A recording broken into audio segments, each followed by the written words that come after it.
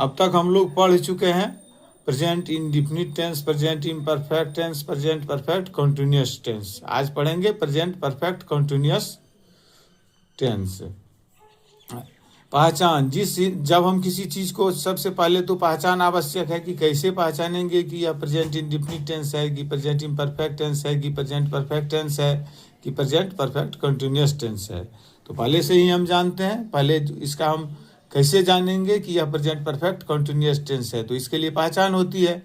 जिस हिंदी वाक्य के क्रिया के अंत में रहा है, रही है, रहे हैं, रहा हूं तथा तब जब कार्य के प्रारंभ होने का समय भी दिया रहे, अथवा ती आ रही है, ते आ रहे हैं, ता आ रहा हूं इत्यादि। यहाँ कंफ्यूज नहीं करना है। जैसे राम, हम जानते हैं कि राम किताब पढ़ रहा है, Ram is reading a book, तो यह प्रेजेंट इंडेफिनिट टेंस है।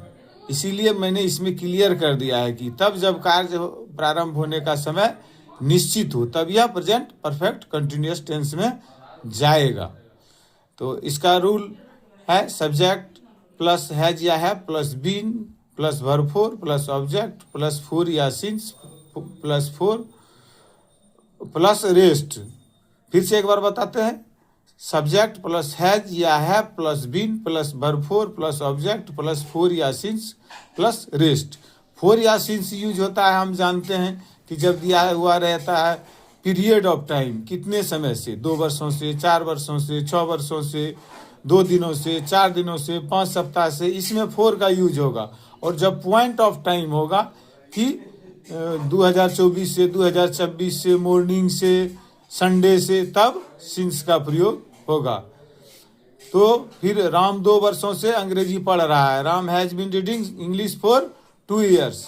फिर इसको बनाएंगे आगे, तो उसका रूल क्या होगा, हैज प्लस हैव, जब क्या देंगे, plus subject plus been plus verb four plus object plus for या सिंस प्लस रेस्ट। फिर जब हम इसको ले जाएंगे आगे, नहीं देंगे जब राम 2 वर्षों से अंग्रेजी नहीं पढ़ रहा है, तो इसका रूल क्या होगा, सब्जेक्ट प्लस हैज या है plus not plus been plus verb four plus object plus for या सिंस प्लस रेस्ट।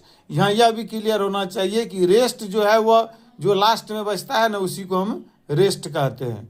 अब है क्या, फिर हम जब क्या नहीं दोनों पर जाएंगे तो उसका रूल होता है हैज या है plus subject plus been plus verb four plus object plus for या सिंस प्लस रेस्ट। एग्जाम्पल, क्या राम 2 वर्षों से अंग्रेजी पढ़ रहा है, has Ram not been reading English for 2 years. फिर हम क्वेश्चन पर जाएंगे कि राम 2 वर्षों से अंग्रेजी क्यों नहीं पढ़ रहा है, वह 2 वर्षों से अंग्रेजी 4 वर्षों से क्यों नहीं पढ़ रहा है, वह मॉर्निंग से क्यों नहीं पढ़ रहा है। ऐसा जब रहेगा तो अभी इसमें क्योंकि सिर्फ राम पर हम ले जा रहे हैं, तो यहाँ देंगे क्या, क्वेश्चन प्लस हैज या have plus subject plus been plus verb four plus object plus for या सिंस प्लस रेस्ट। राम 2 वर्षों से अंग्रेजी क्यों पढ़ रहा है, वह has Ram been reading English for 2 years. Ram 2 वर्षों से अंग्रेजी क्यों नहीं पढ़ रहा है, इसका भी हम रूल जानते हैं, क्वेश्चन प्लस हैज या have plus subject plus not plus been plus verb four plus object plus for या सिंस प्लस रेस्ट।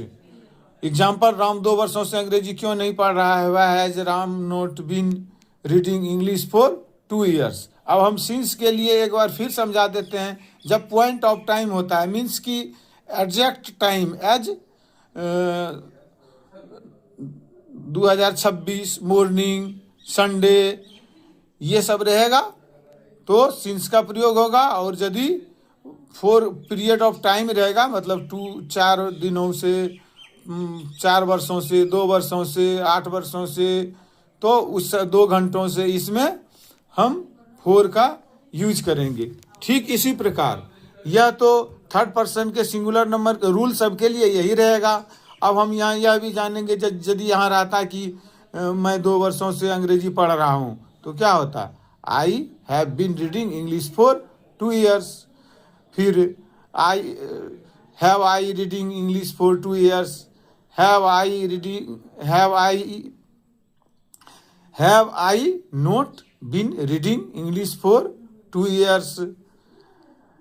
इसी प्रकार वी का भी यूज होगा, we have been reading English since Monday, they have been walking, they have been walking since morning. इस प्रकार हम आगे बनाते जाएंगे और फिर हम इस रूल का फॉलो करेंगे तो हमारा प्रेजेंट परफेक्ट कंटिन्यूअस टेंस आसानी से समझ में आ जाएगा। ठीक है।